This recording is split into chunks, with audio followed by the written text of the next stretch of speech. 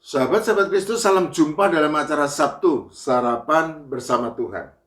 Adapun menu sarapan hari ini diambil dari Matius pasal 4 ayat 2. Dan setelah berpuasa 40 hari dan 40 malam, akhirnya laparlah Yesus. Mulai hari Minggu besok, seluruh gereja di seluruh dunia akan memasuki ibadah Minggu Prapaskah. Sejatinya masa Prapaskah sudah dimulai dengan ibadah Rabu Abu beberapa hari yang lalu dan terus berlangsung selama 40 hari sampai ibadah Paskah yang melewati ibadah Prapaskah ke-1 sampai ke-6. Masa Prapaskah sengaja diadakan sebagai masa bagi umat Tuhan untuk mempersiapkan diri menyambut peristiwa kematian serta kebangkitan Tuhan Yesus Kristus yang lazim disebut dengan istilah Jumat Agung dan Minggu Paskah. Itulah sebabnya sebagai bagian dari persiapan tersebut, lazimnya berpuasa juga dilakukan. Berpuasa merupakan ritual untuk belajar menjalani ujian dari cobaan yang Allah izinkan hadir dalam kehidupan umatnya yang terkasih sebagai bentuk mengasah serta menempa iman supaya menjadi semakin kuat dan teguh.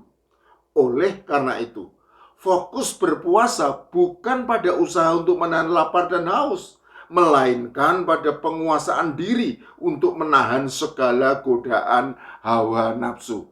Dan pada saat yang sama mendekatkan diri dan juga merendahkan diri kepada Allah. Dalam konteks inilah Tuhan Yesus Kristus menjadi teladan indah bagi kita. Matius di dalam Injilnya mencatat bahwa Tuhan Yesus Kristus dibawa oleh roh ke padang gurun untuk dicobai iblis. Matius pasal 4 ayat 1. Frasa dibawa oleh roh menegaskan bahwa Allah mengizinkan pencobaan itu terjadi. Dan hal itu juga berlaku bagi kita sebagai anak-anak Allah dalam iman percaya kepada Tuhan Yesus Kristus. Kita pun atas seizin Allah terkadang mengalami pencobaan. Perhatikanlah juga bahwa pencobaan itu datangnya dari iblis. Hal ini penting untuk dipahami, karena sejatinya Allah tidak mencobai siapapun. Yakobus pasal 1 ayat 13. Jadi iblislah yang menjadi dalang dari segala pencobaan yang menimpa anak-anak Allah. Meskipun tentu saja hal tersebut tetap tidak bisa terjadi tanpa seizin Allah. Tentu tidak ada jawaban yang pasti mengapa Allah mengizinkan, karena hanya Allah yang tahu. Tetapi jawaban yang terbaik adalah cobaan itu sering dipakai Allah sebagai ujian bagi kita, supaya kita umatnya memiliki iman yang lebih kuat dan teguh kepadanya. Selanjutnya kita akan menuju ke padang gurun. Kata padang gurun merupakan terjemahan dari kata Yunani eremos yang dipakai sebanyak 48 kali oleh para penulis Perjanjian Baru. Kata ini memang berarti padang gurun, tetapi juga mengandung makna yang mengacu pada tempat yang ditinggalkan atau tidak didiami. Karena itu, kata eremos juga sering diterjemahkan sebagai sunyi. Di dalam Perjanjian Lama, kata Ibrani untuk menyebut padang gurun adalah midbar, yang juga mengandung pengertian sebagai tanah yang tidak digarap serta ditinggalkan tanpa penghuni. Yeremia pasal 2 ayat 2. Midbar juga mengingatkan peristiwa 40 tahun bangsa Israel dididik dan diuji oleh Tuhan dengan berbagai pencobaan setelah mereka keluar dari negeri Mesir menuju Kanaan, tanah perjanjian. Menurut William Barclay, padang gurun yang ada di wilayah Yudea tersebut berada pada pusat dataran yang merupakan tulang punggung Palestina bagian selatan. Di antara tempat itu dengan Laut Mati terbentanglah suatu padang gurun gersang mengerikan yang disebut Jeshimon, artinya pembinasaan. Bukit-bukitnya laksana timbunan abu, batu kapurnya nampak bagaikan melepuh, karang-karang kelihatan gersang dan bergerigi, suasananya terasa hampa, udaranya panas bagaikan tempat peleburan yang sangat besar, sehingga membuat manusia sulit untuk bernapas. Sahabat-sahabat Kristus, di padang gurun itulah Tuhan Yesus Kristus dicobai oleh iblis. Sejatinya, padang gurun gersang sebagai tempat sunyi yang tidak digarap dan ditinggalkan tanpa penghuni menjadi lambang keadaan yang tidak nyaman bagi semua orang. Tetapi justru disitulah terletak hakikat dari ujian dan cobaan, yaitu supaya semua orang berjuang untuk melewatinya. Karena apabila keadaannya nyaman, maka nanti malah menjadi doyan dan kerasan. Matius di dalam Injilnya jelas mencatat bahwa Tuhan Yesus Kristus berpuasa 40 hari dan 40 malam. Matius pasal 4 ayat 2. Catatan ini sering menjadi hal yang diragukan oleh banyak orang karena mereka menganggap bahwa mustahil seseorang sanggup berpuasa tanpa makan dan minum selama 40 hari 40 malam tanpa mengalami sakit bahkan kematian. Perlu diketahui bahwa menurut catatan Alkitab, Tuhan Yesus Kristus bukanlah yang pertama dan juga bukan satu-satunya yang sanggup berpuasa selama 40 hari 40 malam.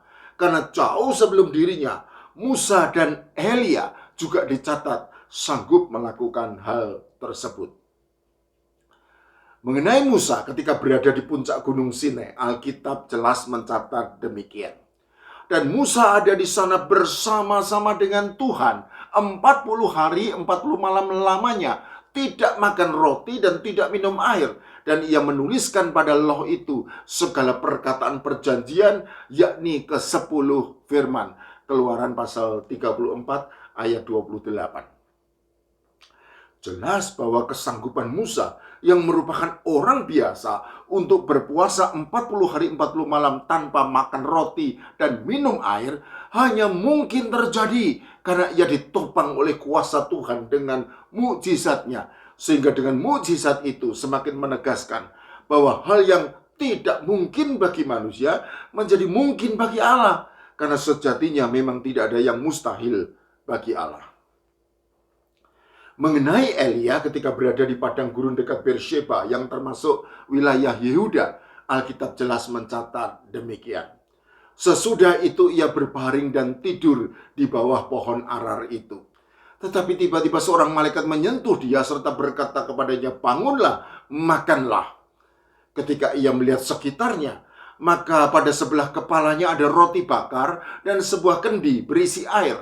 Lalu ia makan dan minum, kemudian berbaring pula.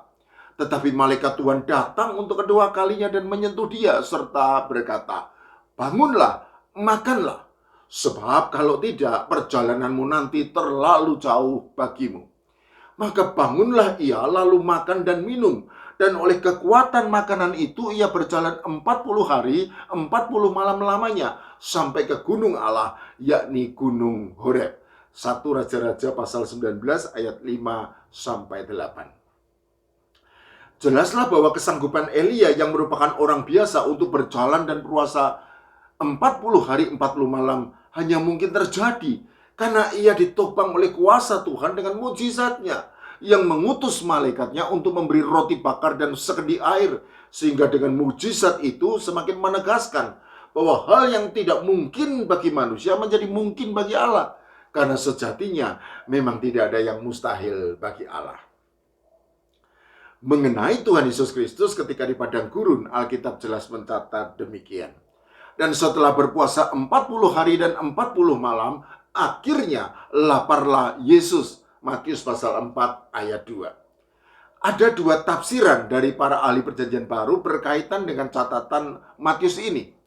Tafsiran yang pertama menyatakan bahwa Tuhan Yesus Kristus sanggup berpuasa 40 hari dan 40 malam tanpa makan dan minum karena seperti kasus Musa dan Elia, hal itu juga merupakan mukjizat dari Allah. Apalagi seperti yang kita ketahui, Tuhan Yesus Kristus adalah Allah yang menjadi manusia. Tafsiran yang kedua menyatakan bahwa Tuhan Yesus Kristus sanggup berpuasa 40 hari 40 malam karena ia hanya tidak makan, namun tetap minum. Tafsiran ini didukung oleh kata berpuasa yang dipakai oleh Matius, yaitu kata Yunani nesteuo, yang kata dasarnya adalah nesteia, dengan makna puasa atau keadaan tanpa makanan. Itulah sebabnya setelah berpuasa 40 hari 40 malam lamanya, maka Tuhan Yesus Kristus hanya dicatat merasa lapar, tetapi tidak merasa haus. Padahal kita tahu bahwa rasa haus jauh lebih susah ditahan daripada rasa lapar. Selain itu, pencobaan pertama dari iblis pun berkaitan dengan rasa lapar dan bukan rasa haus, yaitu supaya memerintahkan batu-batu menjadi roti. Matius pasal 4 ayat 3. Jadi menurut pendapat saya, sangat mungkin Tuhan Yesus Kristus hanya berpuasa tidak makan, namun tetap minum. Dan dengan latihan teratur selama bertahun-tahun, maka berpuasa 40 hari 40 malam semacam itu menjadi hal yang sangat mungkin dilakukan. Sahabat-sahabat Kristus, padang gurun menjadi tempat ujian yang menegaskan bahwa Tuhan Yesus Kristus, Allah yang menjadi manusia, memilih mengosongkan dirinya dengan menanggalkan kekuasaan dan kemuliaan surgawi untuk menerima jalan sebagai seorang hamba yang menanggung berbagai penderitaan dan taat sampai mati, bahkan sampai mati di atas kayu salib demi keselamatan umat manusia.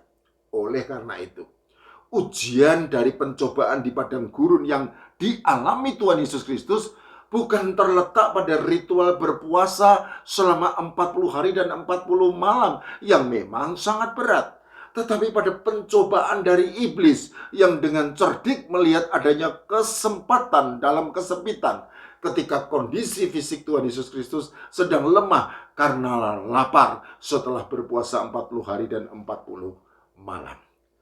Lalu, bagaimana Tuhan Yesus Kristus melawan segala godaan iblis dan mengalahkannya?